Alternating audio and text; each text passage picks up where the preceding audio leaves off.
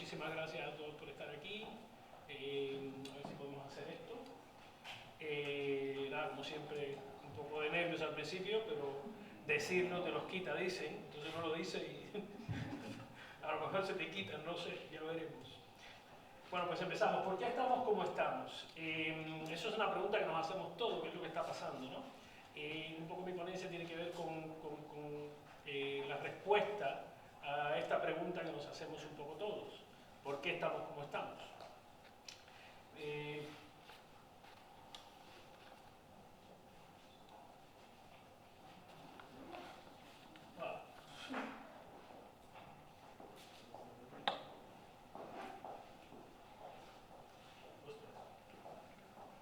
Tienes que ayudarme.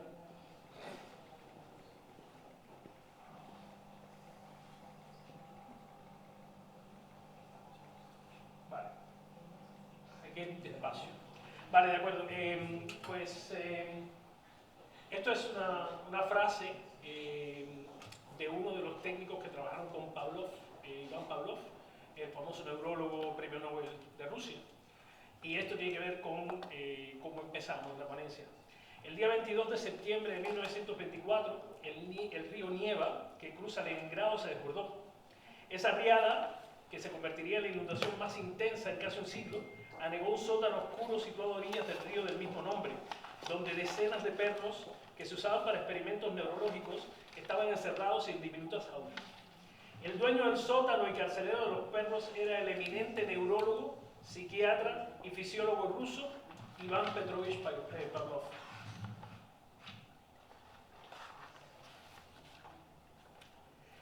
Seguía lloviendo y el agua empezó a subir en el sótano, alcanzando las jaulas. La jauría ladraba y aullaba incesantemente producto del miedo, el estrés y la indefensión.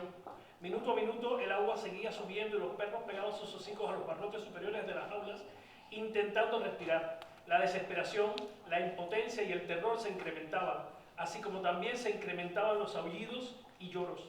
Pasado cierto punto, los perros dejaron de aullar y hasta de ladrar. El cóctel fisiológico de glucagón, cortisol y adrenalina inundaba su cerebro provocando aumento del ritmo cardíaco, respiración acelerada, que también se conoce como hiperventilación, temblores y sobre todo una sensación de debilidad y cansancio extremo.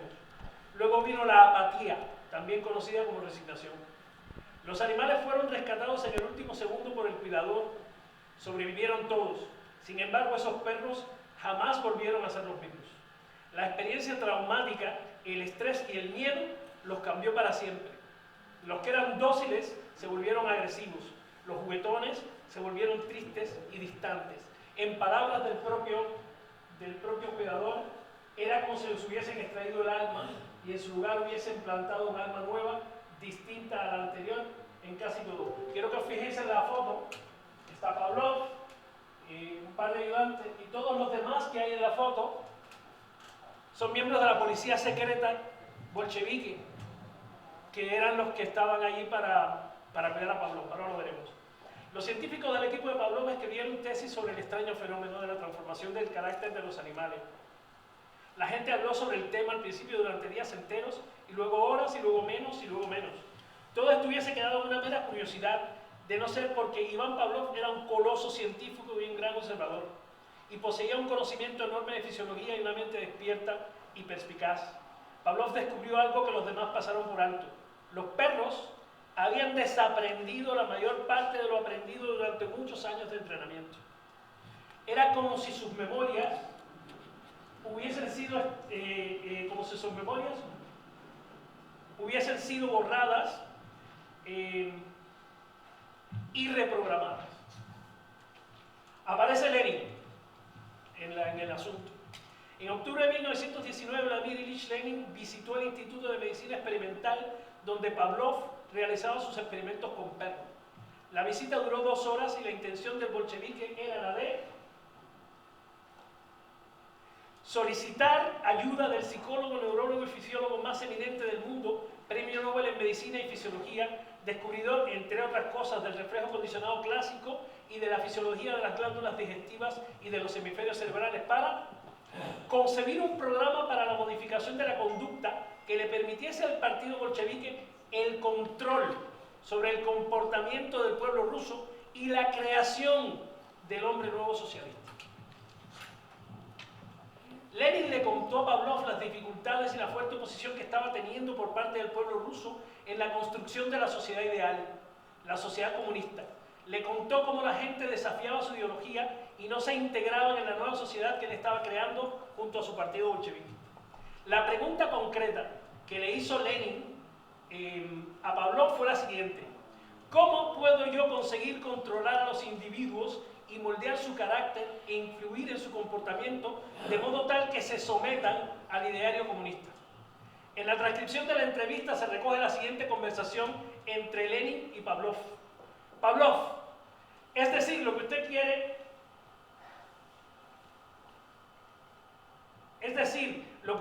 es estandartizar, homogeneizar a la población rusa, conseguir que todo el mundo se comporte de la misma manera. Respuesta de Lenin: exactamente, eso es lo que quiero, y creo firmemente que usted lo puede conseguir gracias a sus estudios sobre el comportamiento humano.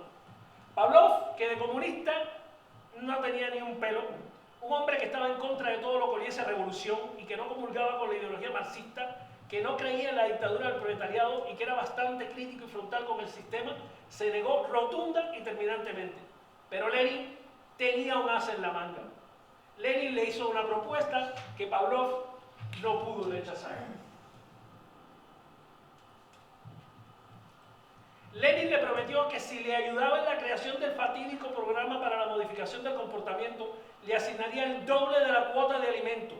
Vamos, en cubano, Lenin le regalaba una libreta de la comida extra a Pavlov. Esto convenció a Pavlov. Una cuota extra no era algo que le ofrecieran todos los días, así que el genial neurofisiólogo premio Nobel se puso a trabajar inmediatamente a las órdenes de los comunistas. Lenin cumplió con su palabra y el día 24 de enero de 1921 el Consejo de Comisarios del Pueblo, más tarde conocido como Soviet Supremo de la URSS, emitió por decreto la concesión de una cuota de comida extra para Pavlov y su esposa. Este es el documento original, firmado por Lenin. Un tiempo después, el partido bolchevique otorgó a Pavlov una villa en las afueras de la ciudad donde tenía a su servicio 350 de los mejores investigadores rusos en neurología, fisiología y psiquiatría. El mejor laboratorio psiquiátrico de toda Rusia. Sirvientes, cocineros, alimentación de la mejor calidad y en abundancia. Por el Teatro de la Villa pasaron muchos de los mejores artistas rusos y muchas presentaciones del Teatro Bolshoi eran luego iteradas en el Teatro de la Villa para el disfrute de Pavlov y sus colaboradores. Por si esto fuera poco, Pavlov y su equipo tenían acceso ilimitado a todo tipo de sujetos humanos para experimentos. Prisioneros, campesinos y personas de todo tipo se brindaban voluntarias y eran suministrados por la policía bolchevique para ser utilizados en las investigaciones. Todo disparatadamente secreto, todo protegido por la pupila insomne de la policía secreta bolchevique, más tarde KGB. Todo con un único objetivo: la creación del hombre nuevo socialista. Lenin enfermó y luego de un par de infartos cerebrales durante los años 1922 y 1923, murió el 21 de enero de 1924 sin haber visto finalizadas las investigaciones de Pavlov. Luego de la muerte de Lenin, Joseph Stalin le sustituyó como jefe de gobierno bolchevique. Stalin, que no tenía ni la paciencia ni la calma de Lenin, comenzó a presionar al neurólogo para que terminase sus investigaciones. Pavlov se rebeló contra la coacción estalinista y terminó por protestar de manera bastante pública. Los bolcheviques jamás ejercieron contra él el terror que implantaron contra el resto de la disidencia, y Pavlov pudo expresarse más o menos libremente hasta el día de su muerte. Pavlov se quejó además de que los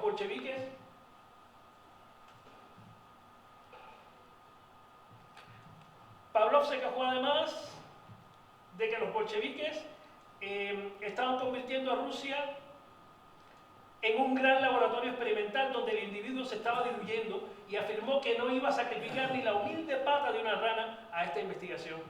Era, sin embargo, demasiado tarde. Pavlov murió el 27 de febrero de 1936 y su muerte no impidió que pudiera recogerse y terminar de diseñarse el funesto programa para la modificación del comportamiento y la creación del hombre nuevo. Stalin lo puso en práctica de inmediato. El programa, si se aplicaba bien, funcionaba como un reloj. ¿Y esto qué tiene que ver con Cuba?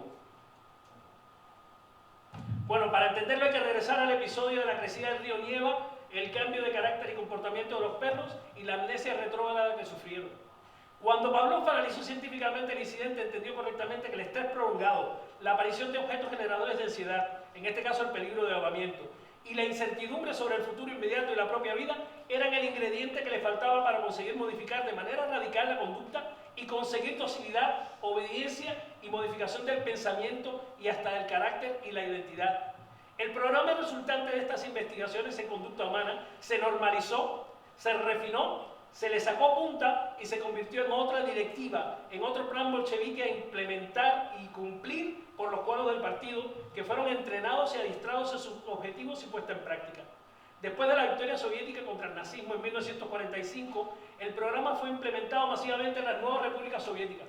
Se extendió al campo socialista, incluyendo China, que lo adoptó y mejoró drásticamente. Y en 1960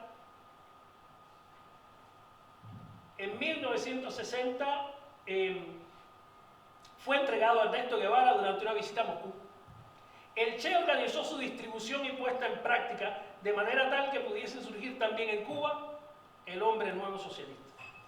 La idea leninista-estalinista era la de crear un hombre y mujer físicamente fuerte, musculoso, sano y viril, socialmente desinteresado, sin apego a la propiedad, educado, curioso acerca de su entorno y de sus camaradas, en el plano individual, inteligente, disciplinado y con un inmenso autocontrol, laboralmente implacable, infatigable, sacrificado y austero. Este hombre y esta mujer. Un ejemplo, al final lo consiguieron. Un ejemplo de este hombre nuevo socialista fue Alexei Stakhanov, que fue incluso portada de la revista Times y seleccionado persona del año. Un simple trabajador de minas, este hombre nuevo socialista, el 19 de septiembre de 1935, extrajo 227 toneladas de carbón mineral en un solo turno de trabajo. 14 veces la cuota socialista, que ya era bastante alta. Esta fue, sin duda, una victoria total del hombre nuevo socialista sobre el decadente hombre capitalista burguesado e interesado solo en sí mismo. Un ejemplo de la RDA es, bueno, aquí está, en la ponencia está distinto, la tejedora Frida Jocao, que recibió la alta condecoración de la RDA, Héroe del Trabajo, y fundó el movimiento Jocao, que lleva su nombre. Una supermujer de la RDA. Pero los cubanos siempre vamos más allá. Nosotros tenemos que llevar siempre las cosas a los extremos. Así que trajimos al mundo al epítome del hombre nuevo socialista.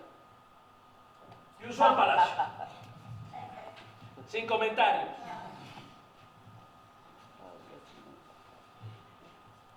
Esta es la primera parte, vamos a la parte 2. En Cuba no hay una dictadura. En Cuba no hay dictadura. Llegados a este punto es necesario hacer una distinción importante.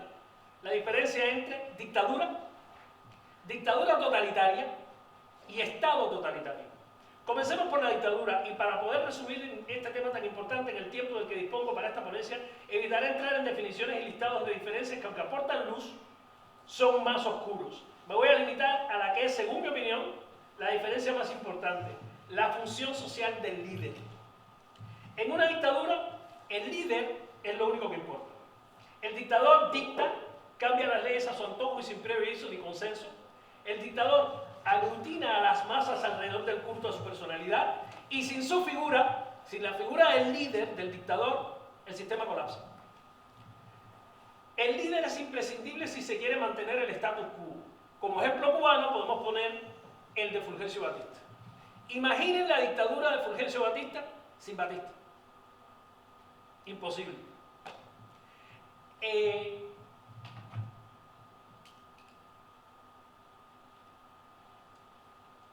Dictadura totalitaria.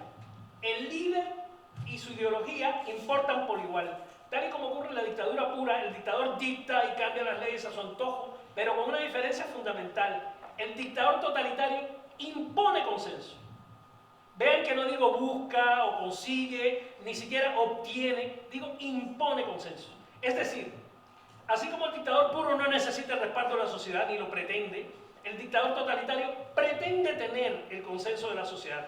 Un ejemplo cubano, de este consenso impuesto es la promesa del dictador totalitario Fidel Castro Ruz de convocar elecciones. El día 8 de enero de 1959, a su entrada a La Habana, Fidel Castro prometió elecciones en 18 meses.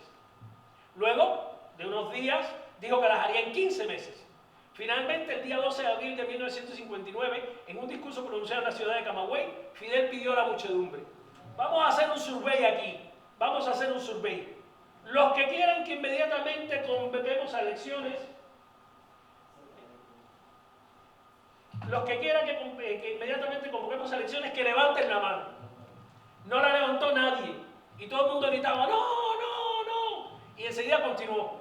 Por eso es que el pueblo, que sabe todo esto, cuando le hablan de elecciones, el pueblo dice no. Exclamaciones de no, no, no. Sin que nadie, fíjense, ha sido un sentimiento absolutamente espontáneo. Estas son palabras de Fidel. Sin que nadie hubiese dicho una palabra, sin que nadie hubiese hablado una palabra en Cuba en contra de las elecciones, fue el pueblo quien dijo la palabra no. Fue el pueblo quien espontáneamente lo dijo. De este modo, manipulación de las masas aparte, legitimó su decisión de no convocar elecciones e impuso consenso ciudadano.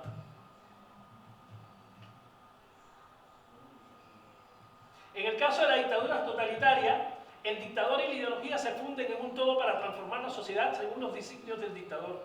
Para que una dictadura totalitaria funcione, es imprescindible el dictador y también la ideología. El totalitarismo, que es el sistema operante hoy en Cuba, es diferente. No se necesita la figura del líder. En el totalitarismo, la ideología ya ha enraizado en el subconsciente colectivo.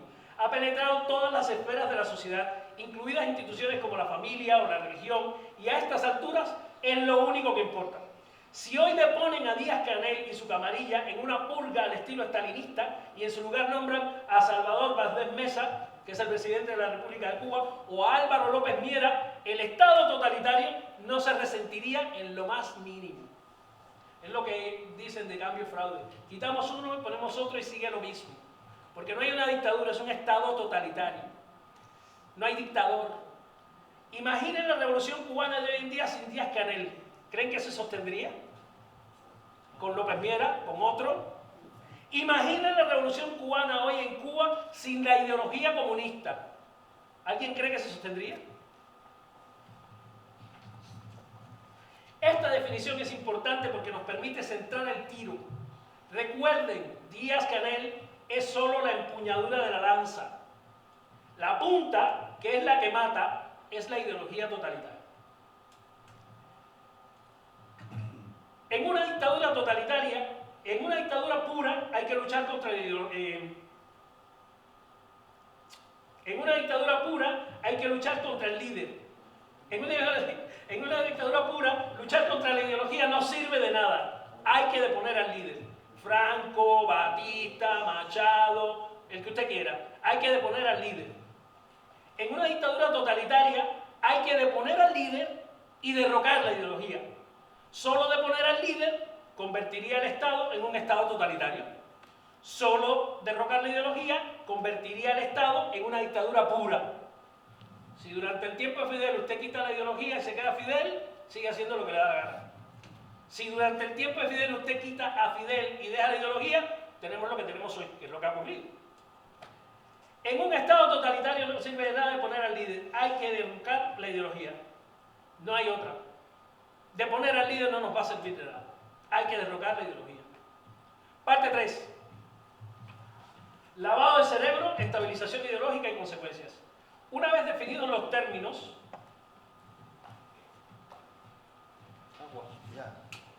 perdón.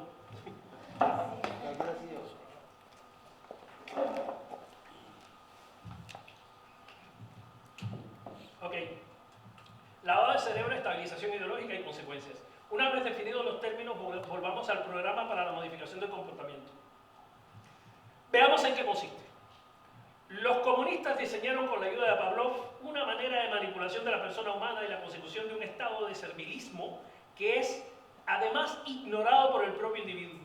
El proceso es secuencial y los lineamientos muy a grandes rasgos, tal y como se describen por Steven Hassan, son 4. Control de la conducta, control de la información, control del pensamiento y control emocional. Como he comentado antes, debido al poco espacio y tiempo con el que cuento, he decidido referirme a esta estrategia solo así a vista de pájaro, rapidito. Control de la conducta.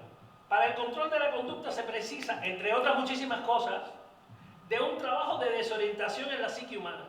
Es necesario modificar la realidad física y o bombardear la mente con tanta información nueva que se produzca saturación. El objetivo es crear disociación. La disociación puede también conseguirse, tal y como descubrió Pavlov, mediante la imposición de estados de estrés y ansiedad prolongados o la negación de la esperanza y la confianza en el futuro.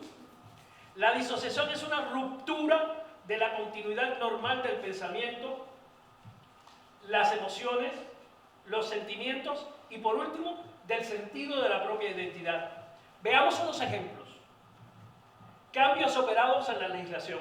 En los primeros 9 meses de revolución, el nuevo gobierno encabezado por Manuel Urrutia, y luego de la renuncia de este al denunciar injerencia comunista en las filas revolucionarias por Osvaldo Orticó, y con Fidel Castro como primer ministro, emitió más de 1.500 nuevas leyes, mandatos y decretos que alteraban, derogaban o simplemente reemplazaban leyes existentes.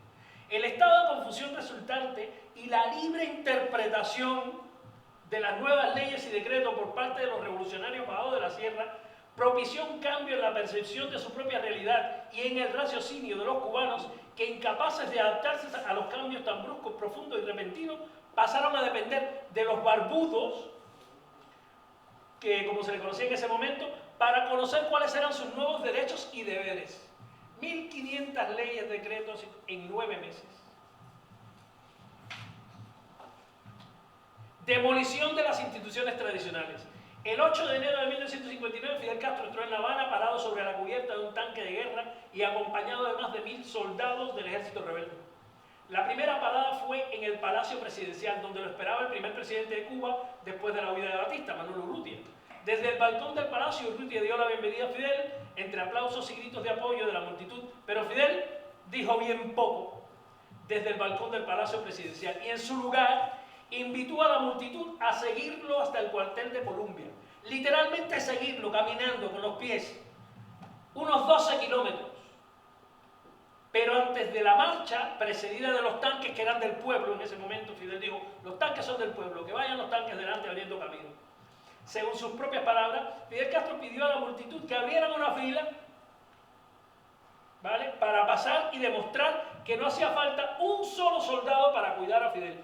Y ahí la gente abrió una fila y pasó Fidel y Urrutia, cogidos de la mano, conversando tranquilamente por el medio de la multitud, que no sé cuántos miles de personas, pero ponle 100.000 tranquilamente. Así se hizo y quedó relegado a un segundo plano el asiento tradicional de la presidencia de la República de Cuba. Y quedó roto para siempre el debido protocolo y respeto a la presidencia de la República de Cuba. Una jugada maestra.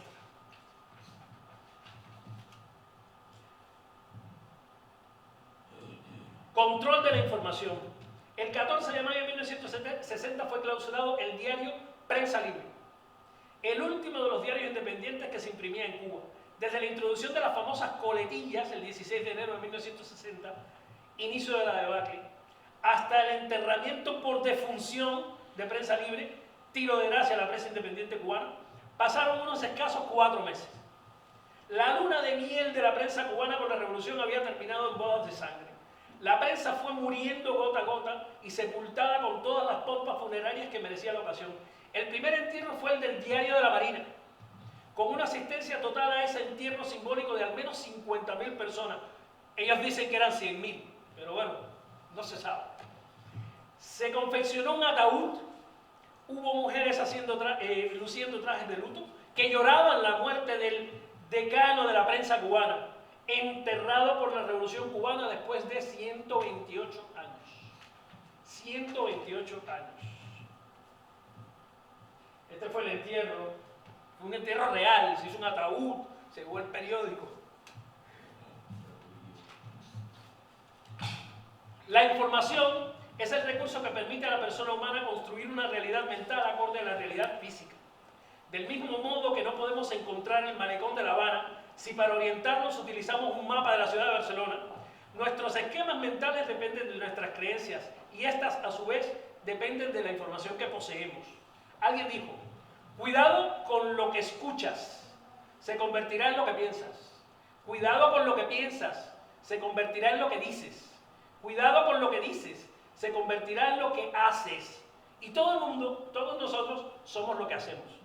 El que roba es un ladrón, el que canta es un cantante y el que apoya la revolución es revolucionario, nada más simple. Tan simple como eso. La revolución manipuló los medios de comunicación sustituyendo la realidad física real por la realidad revolucionaria, que fue a la postre y es a día de hoy la única realidad admitida y socialmente tolerada y aprobada. Patria se confunde con revolución, independencia se confunde con revolución, libertad se confunde con revolución y todo esto gracias a la libertad de prensa revolucionaria. Estar en contra de la revolución equivale, por tanto, a estar en contra de la patria, de la libertad, de la independencia y de la libertad de prensa. Lógico. Control emocional. Para conseguir la total sumisión del individuo al grupo y la despersonalización, tal y como ocurrió durante el fatídico desbordamiento del río Neva con los perros de Pavlov, es necesario crear objetos generadores de ansiedad. Peligros terribles e inminentes que paralicen el alma y el corazón y también poner a la ideología como el único camino de salvación. Se necesitan enemigos a los que odiar y contra los que hay que unirse para poder luchar y vencer. La unidad de la masa es mayor cuanto mayor es el odio común al enemigo. El 12 de enero de 1959, solo 4 días después de la entrada de Fidel en La Habana y de aquel discurso en Colombia en el que abogó por la paz y la tolerancia, solo 4 días después de aquel discurso memorable en que una paloma blanca, dicen que amaestrada, se posó en su hombro derecho causando un mar de gritos de «La sangre de Cristo tiene poder» y las multitudes persignándose casi al unísono, solo 4 días después de que Fidel pidiese a los demás grupos armados que aún quedaban en la isla que entregasen las armas porque quiero paz y preguntando ¿armas para qué? ¿Armas para qué? Solo 4 días después se fusiló en Santiago de Cuba 71 personas. Y esto se llamó justicia revolucionaria. Y la gente pedía paredón a gritos. Las madres querían venganza. Los hermanos querían venganza. Los barbudos querían venganza. Che Guevara quería venganza. Y Fidel Castro se la dio. Al finalizar el año, más de 720 fusilamientos, así lo testigo. Al ser increpado al respecto, Fidel Castro respondió: ha muerto menos de un hombre por cada 1000 que mataron las bombas que se lanzaron sobre Hiroshima y Nagasaki. No tenía nada que ver, pero sonaba justo. La gente volvió a gritar y continuó pidiendo paredón para los batistianos, los manferreristas, los contrarrevolucionarios y todo el que oliese a algo de esto. Pero tal vez el mayor enemigo del pueblo creado por la revolución fue el imperialismo yanqui. Tanto Fidel como muchos otros revolucionarios empezaron a predecir una invasión.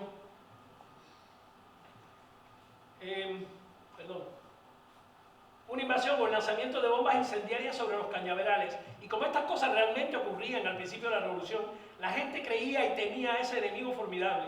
Y ese miedo, esa rabia y ese odio calaron hondo en la idiosincrasia del cubano.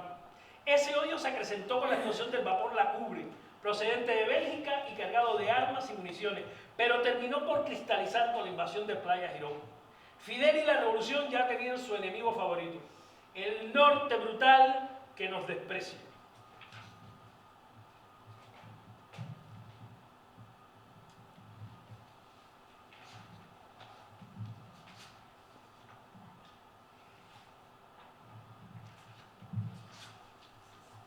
También era aconsejable, porque recordemos que durante el primer año de la revolución hubo 712 personas condenadas por tribunales revolucionarios y sumariamente fusiladas. Cito a Leovigildo Ruiz, por parecerme que nadie expresó mejor que él la naciente ideología de la revolución cubana. Puso Fidel de moda el odio y consiguió que todos odiaran a todos. El negro al blanco, el pobre al rico, el trabajador al patrón, el consumidor al productor, el gobernante actual a los anteriores, el valle a la cumbre, la subordinada. El individuo es en ese momento incapaz de comprender su propio rol en la manada y que la manada existe solo porque él forma parte de ella. Parte 4. Parte 4. El dirigente revolucionario. Aquí tenemos a un dictador totalitario moviendo tropas inexistentes en mapas de papel. Hitler vive en una burbuja de invencibilidad. Ha interiorizado tantísimo su propia historia y cree tan ciegamente en su propia ideología y doctrina que se resiste a creer que sus ejércitos hayan sido derrotados. Cuando el glorioso ejército alemán era ya poco más que una turba miserable de hombres desarmados huyendo de la hecatombe, Hitler en su búnker todavía estaba moviendo ejércitos y ordenando ataques. Sucede lo mismo con nuestros dulces déspotas tropicales. Envenenados por su propia ideología y enajenados como están por todas las victorias que se atribuyen a diario, victoria en la guerra, victoria en la producción, victoria ideológica, victoria contra ese enemigo insólito que nos desprecia, el gran imperialismo yanqui, victorias en la ONU, victorias en Angola, victorias en Girón, victorias contra el analfabetismo, contra el dengue, contra la COVID, contra los desastres naturales, contra el reciente incendio en la base de supertanqueros, victorias y victorias, más victorias, todas son victorias. Nuestros déspotas totalitarios creen fanáticamente en la prevalencia de la ideología que han interiorizado. Aunque no crean en la narrativa ni en la veracidad de las historias de las que se sirven para controlar a las masas. El Partido Comunista es infalible. Y ellos afirman su derecho de regir las vidas de los cubanos por el bien de los cubanos. Por el bien de los cubanos.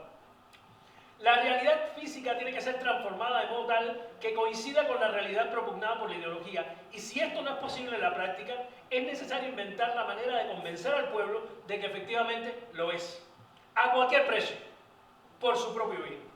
Aunque con toda razón mucha gente atribuye a los dirigentes totalitarios cubanos la cleptocracia como práctica de gobierno, es decir, el robo y enriquecimiento ilícito, y aunque esto es cierto y constatable, es necesario entender que su objetivo final no es el dinero ni el poder, que bienvenidos sean, para ellos bienvenidos sean, pero ese no es su objetivo final. Su objetivo final es hacer realidad su ficción ideológica, porque esa es la única manera en que pueden resolver su disonancia psicológica y vivir una vida acorde a sus propias creencias. Pretenden que están protegiendo la vida del pueblo de Cuba.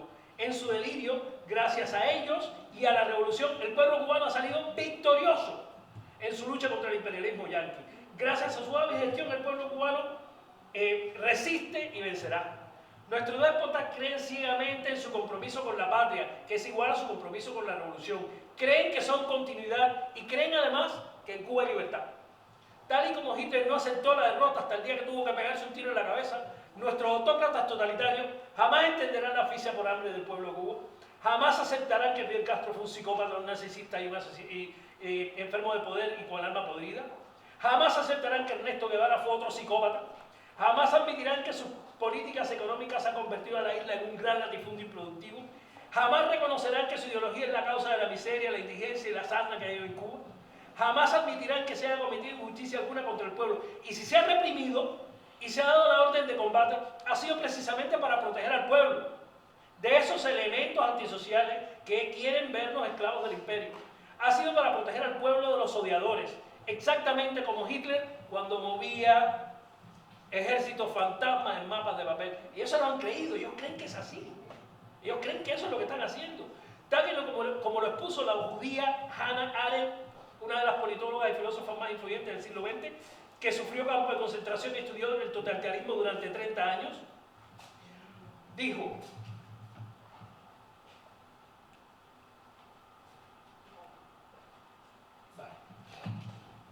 los gobiernos totalitarios, incluido el gobierno nazi, son la más intensa demostración de la banalidad de la maldad humana. Los gobiernos totalitarios no están constituidos por monstruos, están constituidos por personas normales que se adhieren a una manera de pensar y una lógica deshumanizante, cruel y brutal. El hecho de que pero por último, y esto es extremadamente importante en cuanto a nuestros déspotas nacionales, el hecho de que los gobernantes totalitarios crean fanáticamente sus propias doctrinas y estén convencidos de sus buenas intenciones, no los excusa ante la ley por los delitos que a diario cometen y mucho menos los exime de la responsabilidad que tienen en el sufrimiento del pueblo cubano. Los gobernantes totalitarios cubanos deberán pagar por todas las atrocidades que han cometido, incluso hundidos en la creencia o en la influencia hipnótica de una ideología tan nefasta como la Revolución Cubana. Todo ser humano tiene la facultad y hasta la obligación de tomar decisiones éticas, acordes con la ética y la moral. No tomar estas decisiones éticas y morales solo demuestra que se carece de ellas en primer lugar. De lo contrario, todos seríamos dirigentes totalitarios. Conclusiones. Y ahora viene la parte buena. ¿Por qué el pueblo cubano sigue tragando sangre y lágrimas si aún no hemos visto un levantamiento nacional? Buena pregunta. No es miedo, tampoco es ignorancia. Más bien, el pueblo cubano ha sido indoctrinado y condicionado para la obediencia ciega a la autoridad. Ha sido coartado mediante este juego sucio entre científico, hipnótico, mentiroso y asesino para la dependencia total de los lineamientos, mandatos y circulares que vienen de arriba. Es muy peligroso morder la mano que te da de comer y es además un contrasentido. Máxime cuando esa mano puede convertirse en un puño que ahorca y reprime. El pueblo cubano ha aceptado su situación tal y como lo aceptaron los perros de Pavlov durante la famosa crecida del río Nieva. El pueblo cubano sufre hoy de apatía, también llamada resignación. La renuncia y el exilio han sido desde los primeros días de la revolución la manera más visible de lucha contra el sistema totalitario cubano. Continúa siéndolo hasta este momento, pero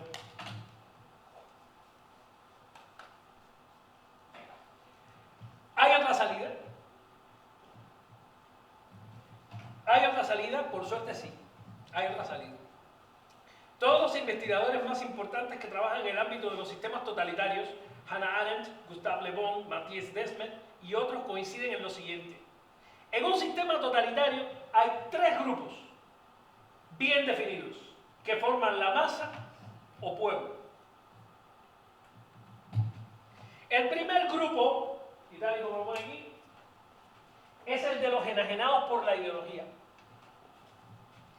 Enajenados por la ideología. Este grupo constituye aproximadamente entre el 20 y el 30% del total de la masa, estando normalmente más cerca del 30%. Está integrado por los radicales, personas que creen ciegamente en la ideología, aquellos que realmente han interiorizado sus preceptos y son adeptos a la base moral y ética de la ideología imperante.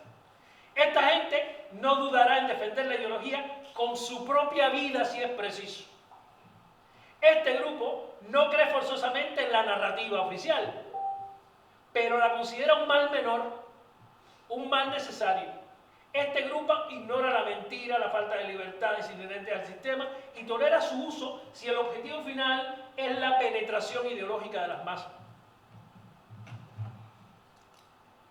A este grupo pertenecen los miembros del partido, los dirigentes de organizaciones de masa, los presidentes y delegados de asociaciones afines al gobierno, los dirigentes sindicales afines al gobierno, los líderes estudiantiles y obreros, entre otros. El segundo grupo es el de los seguidores acomodaticios, los oportunistas. Este grupo es el más numeroso, constituye aproximadamente entre el 60 y el 70% de la masa. Está integrado por personas que, aunque pueden estar penetrados por la ideología en mayor o menor medida, por lo general no creen en la ideología totalitaria. Son a veces incluso suavemente críticos con el régimen. Este grupo ha encontrado la fórmula para mantenerse dentro del sistema, unos con más éxito que otros, mantienen una imagen pública muy similar al del grupo enajenado por conveniencia y supervivencia, dicen, al menos públicamente, defender y aceptar la ideología imperante y actúan de modo similar a los enajenados. En la intimidad son diferentes, pero eso no cuenta.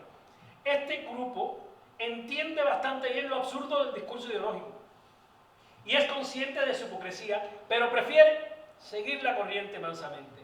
A este grupo pertenecen los profesionales con afiliación al régimen, los artistas integrados en asociaciones afines al régimen totalitario, los obreros, los trabajadores de servicio, trabajadores liberales y de oficios y una parte importante de los que abandonan el país.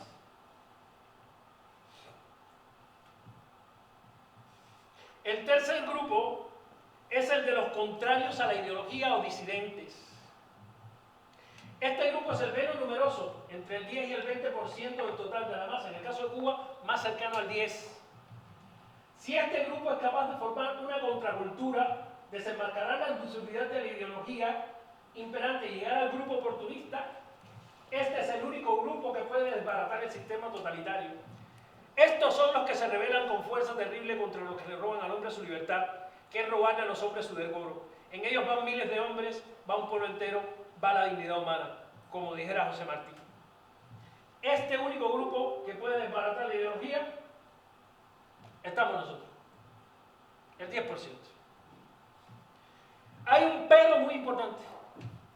Proveniente de un sistema totalitario e influenciado por la propaganda, la ideología y el miedo, este último grupo, o sea, nosotros, recela, desconfía, sospecha, duda y es casi siempre incapaz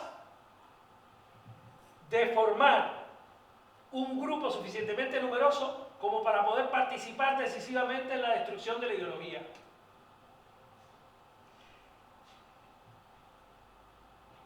Por último, cabe destacar que dentro de este 10%, o sea, dentro del grupo de nosotros, de los disidentes, dentro de este % ocurre aproximadamente la misma distribución en los tres grupos anteriores. Es decir, dentro de nuestro grupo hay un 30% que es completamente frontal, obstinado e intransigente. Ha creado su propia contraideología y cree en ella ciegamente. Este grupo no está dispuesto a negociar con los otros grupos disidentes a menos que estos adopten su ideología. El peligro es evidente, incluso de enfrentamiento violento con miembros de los otros dos grupos disidentes. Cuidado, gritan más y más fuerte que el resto. Parece que sean más. Ese 10% radical era el 10% que existía dentro del grupo que tomó el poder en Cuba en 1959. Se radicalizó y se convirtió en la Revolución Cubana. Hay que tener cuidado, mucho cuidado con ese 30%. El otro 60% está dispuesto a escuchar opiniones, cree en la conciliación dentro de nosotros. A primera vista puede parecer tan radical como el grupo anterior por sus posiciones públicas, pero critica y disiente de la contraideología si esta es dogmática e irracional. Por último, el 10% no está interesado, otro 10% dentro de este grupo que no está interesado en participar en controversia con otros grupos. No apoya ni se opone a ningún otro grupo disidente. Su único fin es desbaratar por cualquier medio posible el sistema totalitario imperante y la creación de un estado de cosas que saque al país del totalitarismo. Para terminar, vamos a intentar contestar a la segunda pregunta. ¿Cómo es posible un cambio de paradigma conducente a un levantamiento nacional?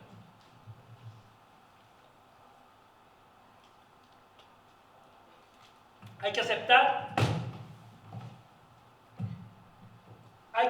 que somos como mucho un 10% del total de los cubanos, que estamos desperdigados por medio mundo, que hay más de 1000 de nosotros presos ahora mismo en cárceles cubanas y que en una población de 11,26 millones más, según la ONU, 1.750.000 que emigró y está fuera de la isla, nuestro grupo, ese que está dispuesto a luchar contra el sistema totalitario, está compuesto por alrededor de 1.300.000 cubanos.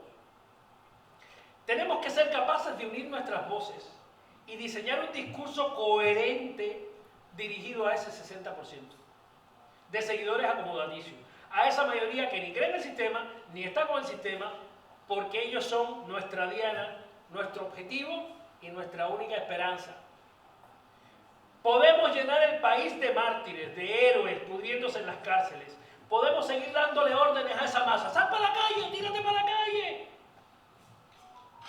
Esa masa desconfía de nosotros. Podemos olvidar que somos solo un 10%, que no ponemos el plato de comida en su mesa. Podemos ignorar que hoy el plato de comida lo pone el régimen. Nos guste o no, lo pone el régimen. Podemos seguir haciendo nada por desbaratar los esquemas que sembró la ideología en el alma y el cerebro de nuestros compatriotas. Podemos denunciar, llorar, gritar, insultar, Sin juntarnos no vamos a conseguir nada. Somos solo el 10% del total.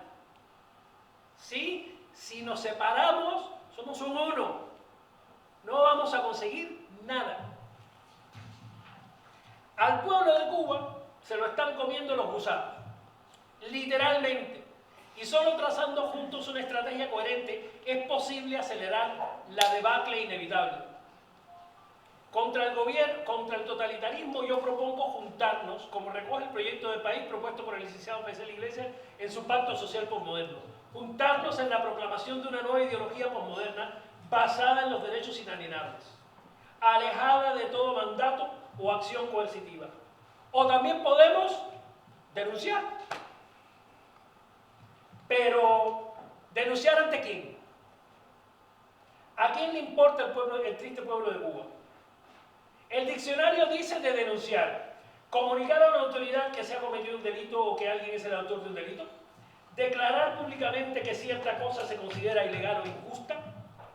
Entonces, ¿a qué autoridad vamos a denunciar, vamos a comunicar la ilegalidad o la injusticia constante del totalitarismo? ¿A qué autoridad? ¿En manos de quién está la potestad de corregir o hacer justicia sobre lo denunciado? ¿Quién tiene esa potestad? ¿Quién pondrá fin al delito persistente, al crimen, a la negligencia, a la corrupción, a la dejadez, a la indolencia, al odio del cubano por el cubano? ¿Y cómo llegamos con nuestro mensaje al cubano de a pie? ¿Cómo llegamos a esa mayoría silente que no cree en la ideología, pero se deja llevar por ella? A ese 60% que asiente y sonríe, a ese amigo que te pide la recarga y el salve. ¿Cómo llegamos a esos cubanos sin juntarnos, sin consenso, sin ideales comunes? Mi proyecto es el de Martí: unir a todas las fuerzas disidentes en una sola voz, con un único mensaje, sea el que sea, pero único. Gracias.